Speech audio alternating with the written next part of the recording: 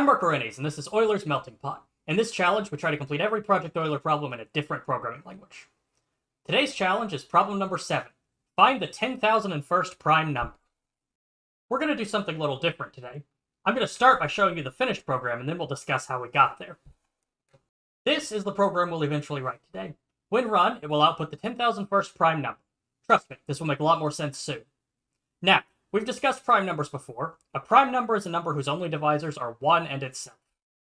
For example, 2 is prime, since there are no factors of 2 other than 1 and 2. Likewise, 3 is prime, since it has no factors other than 1 and 3. 4, on the other hand, is not a prime number, since 2 divides evenly into it.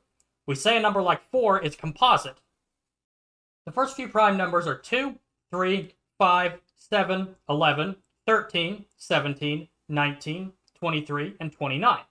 We want the 10,001st number in this sequence.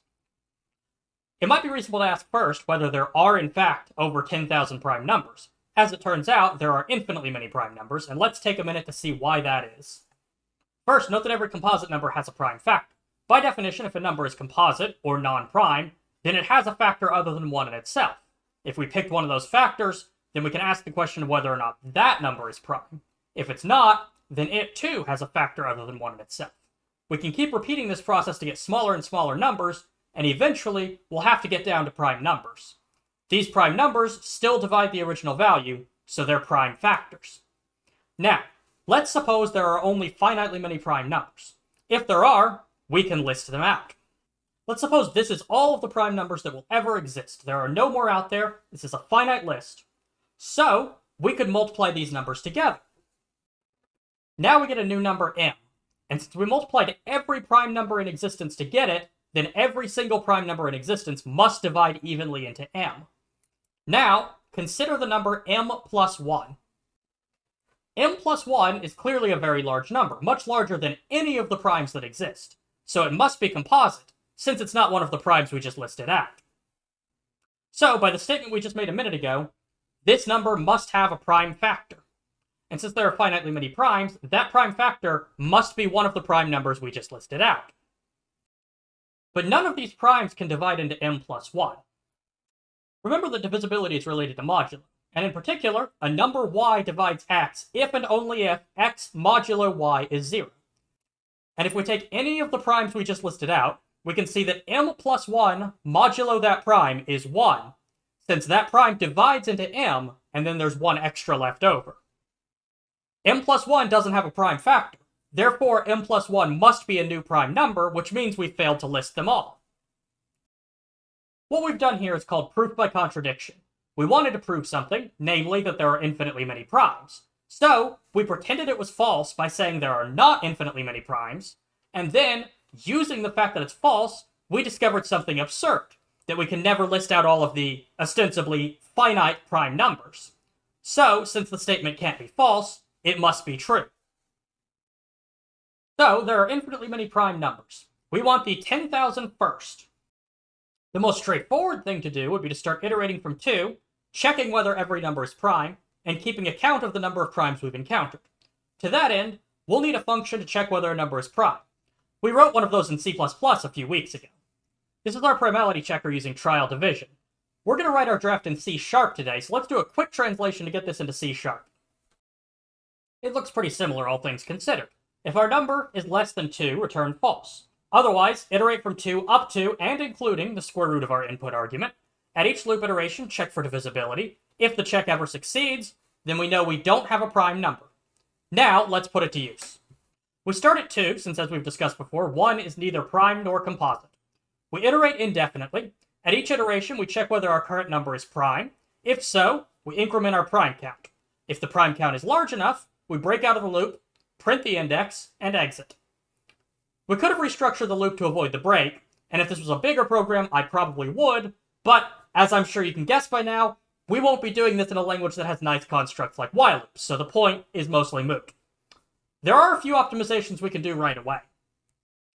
For example, we know 2 is a prime number, so we can simply start iterating at 3 and start our prime counter at 1 rather than 0. This might seem like a small optimization, but 2 is also the only even prime number, so with this, we can change our loop variable to increment by 2 instead of 1, effectively cutting our solution space in half. Now, let's simplify this. In the language we'll be working with in a moment, we actually will have a rudimentary form of functions, so our isPrime function can stay in some form or another. However, we won't have if statements or loops. Instead, we'll have goto. Long before the days of modern procedural programming, control flow was performed using special labels.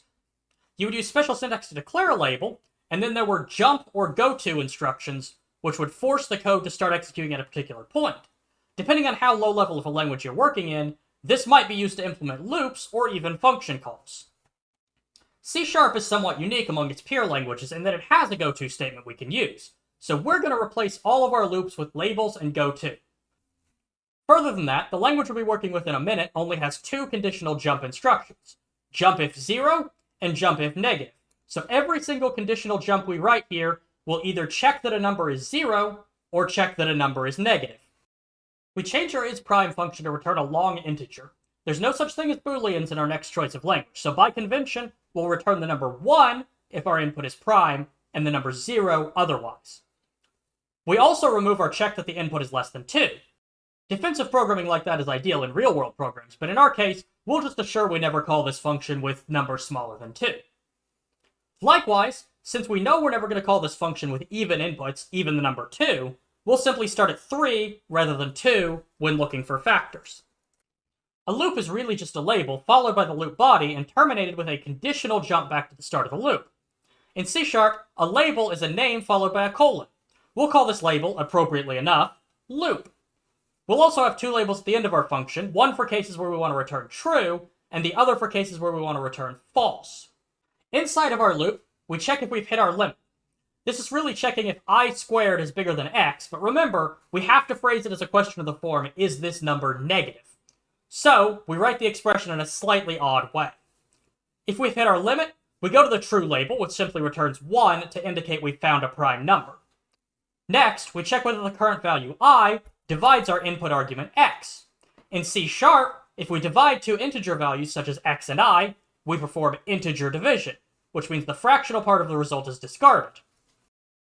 If I divides evenly into x, then there is no fractional part after dividing the two, so x divided by I, and then times I, is by the usual rules of mathematics simply equal to x.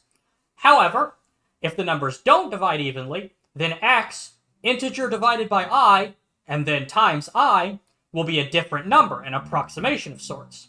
And when we subtract x, we'll get something non-zero. If I does divide into x, then we go to our false label, which simply returns 0 since the number we're looking at is not prime. Finally, we increment I and go back to the start of the loop unconditionally. Our main loop works similarly. At the start of our loop label, if the current number is not prime, then we go to the bottom of the loop since we don't want to count it. If we didn't go to the bottom of the loop, then we increment the number of primes we found. If this was the 10,001st prime, then we go to the end of our program. After that, we fall through to our no prime label. In C# and in the language we'll be working with in a moment, code execution will happily continue to the next label if no goto redirects it first. This is similar to how the inside of a switch statement will continue to the next case, unless a break statement interrupts it. We increment our I variable by 2, and then go to the top of our loop unconditional. When we finally do hit the end of the program, we write our solution. This is definitely far less readable than our original program. It's a much lower level form of control flow, but we've successfully restricted ourselves to only 3 types of jumps. Unconditional jumps, jumps on 0, and jumps on negative numbers. Now, our language of choice today is Whitespace. Whitespace, as the name implies, is a whitespace-oriented programming language. The only significant characters in a whitespace program are spaces, tabs, and line feeds. Any other characters are ignored. The premise of the language is that you can hide a whitespace program in these spaces, tabs, and line feeds of an otherwise ordinary program written in a different language. Here is the program I showed you at the beginning of this video. And now let's see what's hidden in the whitespace. I'm using an Emacs mode called Whitespace mode to visualize the spaces, tabs, and line feeds. Spaces are indicated by a dot, tabs by the double right arrow, and new lines by a $sign. Every instruction in Whitespace consists of an opcode followed by 0 or 1 parameters. For the instructions which take an argument, all arguments are always numbers and are indicated in base 2. Specifically, the first bit indicates the sign, where a 0 is positive and a 1 is negative. Then the remaining bits indicate the numerical value in base 2, with the most significant bit first. Of course, we're in Whitespace, so for our purposes, a 0 is indicated by a space, and a 1 is indicated by a tab. The end of the number is indicated by a line feed. Note that this is different from the traditional 1's complement and 2's complement systems we typically see in computer programs. The sign bit is entirely separate from the rest of the number, and the number is always represented as a sign followed by its unsigned representation. For example, consider the number 18. 18 falls between 2 to the 4th power and 2 to the 5th power. So the magnitude of that number should take 5 bits to represent. Including the sign, that means we'll need 6 bits. First, the sign is positive, indicated by a 0. Then we represent the number 18 in base 2. 18 is equal to 16 plus 2, where 16 is the 4th power of 2, and 2 is, naturally, the 1st power of 2. So our number will look like this, and in Whitespace, it would look like this. A space, followed by a tab, 2 more spaces, tab, space, and a line feed to terminate the number. All numbers are terminated by a line feed in Whitespace. To get the number negative 18, we simply flip the sign bit and don't change the rest of the number. If we needed more bits to represent a number like, say, 150, we simply add those bits in. Numbers in Whitespace are represented in the code by a variable length string of spaces and tabs, terminated by a line feed. Now for the actual data model of the language. Like GolfScript, Whitespace is stack-based, which means all operations manipulate a single global value stack. All values in Whitespace, both on the stack and elsewhere, are integers. To push a value to the stack, we use the push instruction, written as space space. The push instruction takes a number as a parameter using the format we just discussed. So, to push our number 18 from a moment ago, we would write this. The 2 spaces at the start indicate that this is a push instruction. Then, we write out our number, which is 18 in our example. Finally, the number is terminated by a line feed. Popping a value up the stack is done with space line feed line feed. Pop doesn't need to take an argument since it merely interacts with values already on the stack. So a pop instruction just consists of these 3 characters. Duplicating the top of the stack is done similarly with space line feed space. Finally, swapping the top 2 stack values is done with space line feed tab. There are a couple of other more advanced stack manipulation commands available, but we won't need those for today. Unlike GolfScript, Whitespace has no implicit output rules.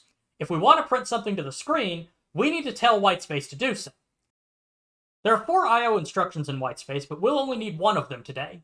The instruction print number, indicated by tab line feed space tab, pops the top value off the stack and prints it out as a number in base 10 to the console. There are 5 arithmetic opcodes in Whitespace performing addition, subtraction, multiplication, division, and modulo. Each one works in the same way. They pop 2 values from the stack, perform the operation, and then push the single result to the stack. We'll be using most of these. Next, in addition to the value stack, Whitespace also provides us with a global value heap, effectively an enormous array of numbers that we can freely index into and access at any time. This lets us store values in global variables and not have to worry as much about stack manipulation when things get complicated. To retrieve a value from the heap, we use tab tab tab. This instruction pops a value from the stack, which is treated as an index into our global heap. The value of the global heap at that position is pushed back onto the stack. The reverse instruction is store, written as tab tab space. The store instruction pops 2 values off the stack. The top of the stack is the new value to store, and the second value on the stack is the index. The value is stored in the global heap at the given position for later access. We'll use these instructions a bit to simplify our stack manipulation. Finally, there are flow control instructions. These are the equivalent of the labels and goto statements in our C# code. These are also how we'll implement our function calls. The simplest flow control instruction is line feed line feed line feed, which terminates the program. We'll use this once at the end of our program. Labels are written using line feed space space followed by the label's name. The label's name is a number and is written in the same format as the number for the push instruction. Going back to our previous example, if we wanted a label whose name is 18, we could write it as such. Line feed space space indicates that we're looking at a label. The next 6 characters are the number itself, and the final line feed terminates the number 18. The simplest kind of jump in Whitespace is goTo, which is an unconditional jump. This is written using line feed space line feed, followed by the number indicating the label to go to. To unconditionally jump to our 18 label, we would write this. Next is our 2 conditional jumps. A jump if 0 instruction is written with line feed tab space, followed by the target label. This instruction will pop the top value off the stack. If the top value is 0, it will jump to the label given by the instruction parameter. Otherwise, it takes no action. Likewise, jump if negative is written using line feed tab tab and performs the jump if the top value of the stack is strictly less than 0. Finally, there's subroutines. This is how we'll implement our isPrime function. There are 2 companion instructions to make this work, goSub and return, written respectively as linefeed space tab and linefeed tab linefeed. The former takes the target label as parameter, and the latter doesn't need any parameters. goSub is similar to goTo in that it's an unconditional jump. When executed, it moves code execution to the given label unconditionally. However, goSub also does something else. When executed, goSub pushes the current position in the code before jumping onto a special call stack. The call stack is another stack that we have available to us in Whitespace, separate from the value stack, specifically used to implement subroutines.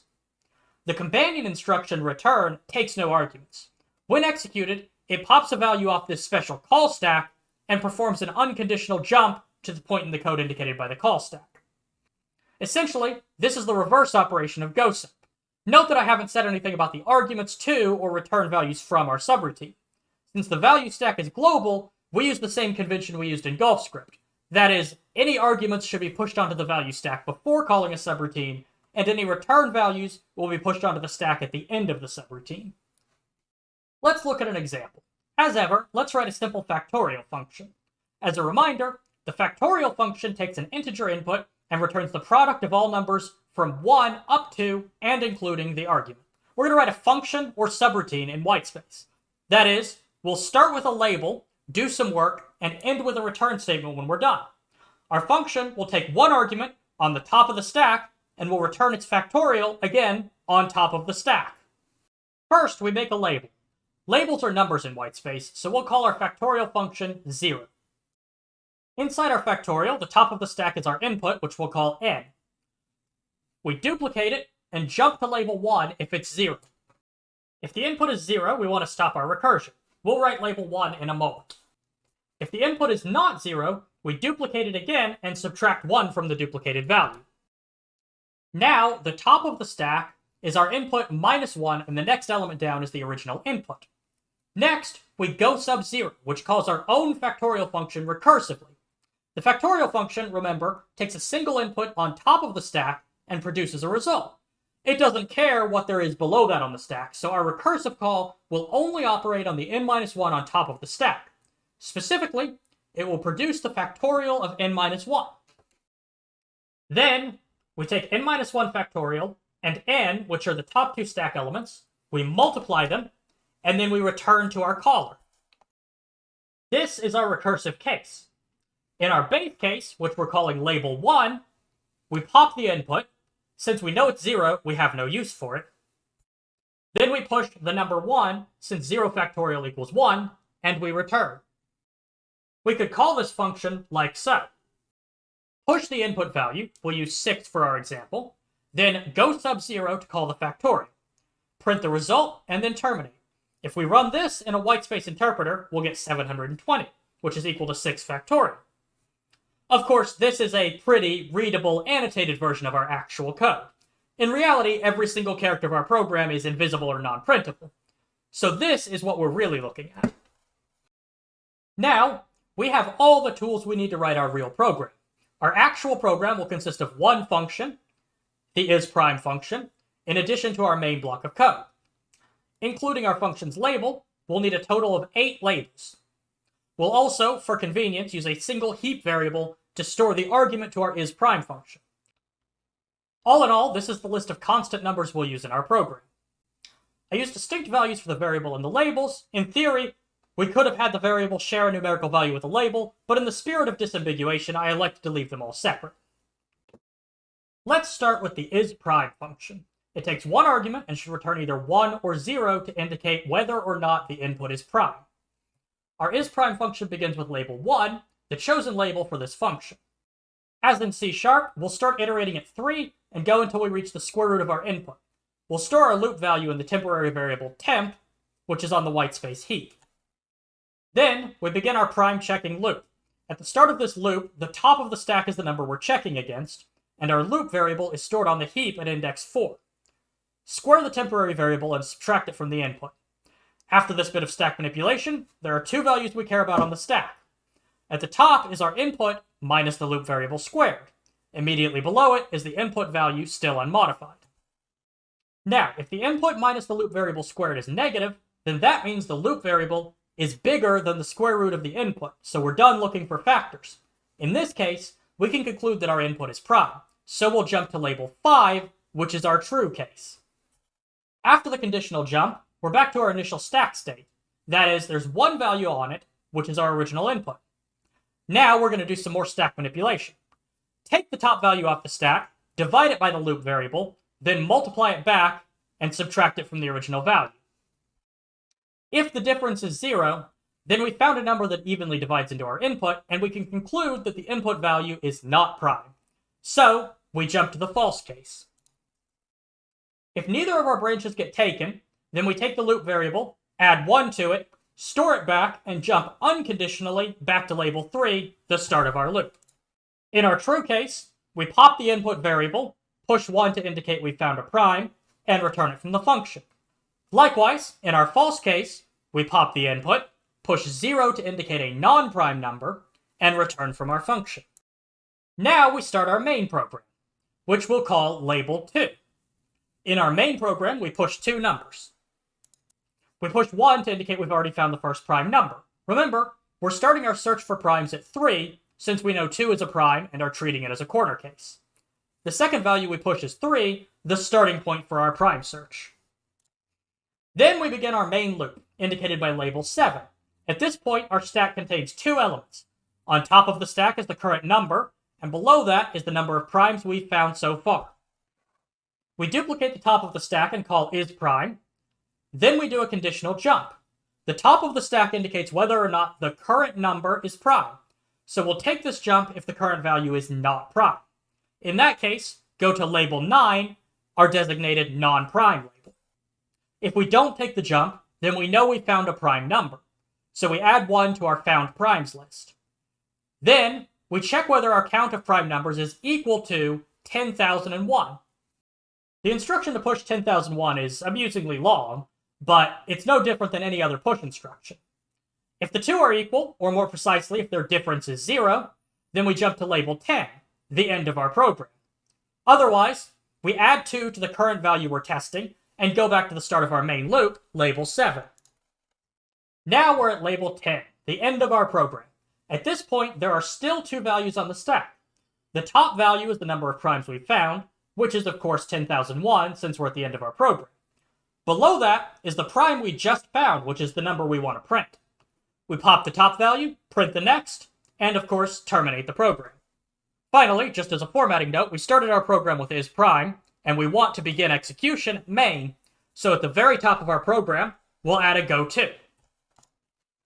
And, of course, the actual program is much harder to read. And this solves Project Euler problem number 7 in Whitespace. Tune in next time when we tackle the 8th problem in IO, a pure object-oriented language heavily inspired by Smalltalk.